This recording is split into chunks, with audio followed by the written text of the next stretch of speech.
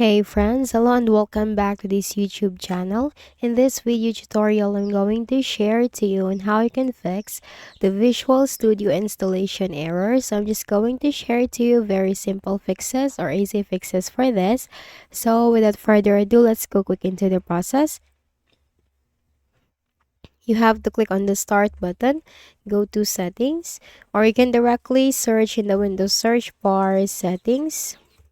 Now you have to click on that under the best match. Now here in the list of options on the left pane, you have to simply click on Windows Update and click this button right here. So we need to make sure that we are running the latest version of our operating system, and we can check, download, and install the latest updates for our Windows.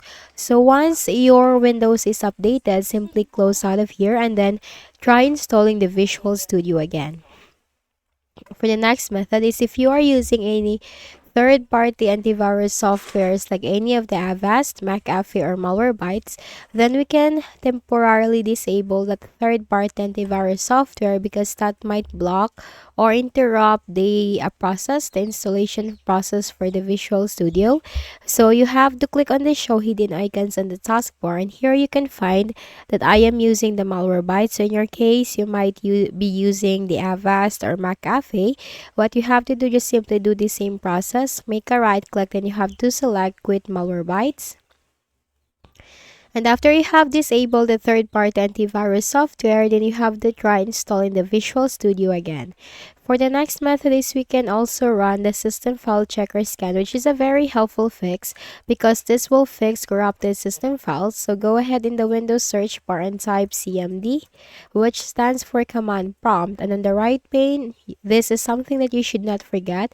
You have to click on run as administrator so that you will be given administrative rights in running the command. And here you need to type in the SFC / scan now. It's SFC / scan now, hit enter. So this is the system file checker scan. As what I've said earlier, this will fix for any corrupted system files. So while the process is going on, you should not close the window. You can just simply click on the minimize key and do something or multitask on your Windows, but you should not close this. And once the process has been 100% completed or is successful, then close out of here. Make a right click at the start button, shut down or sign out, and restart your Windows. And after that, try installing the Visual Studio again. So that's it. I hope this video helped you. Kindly please do not forget to hit the like button and subscribe to our channel for more videos and tutorials like this. Thank you for watching.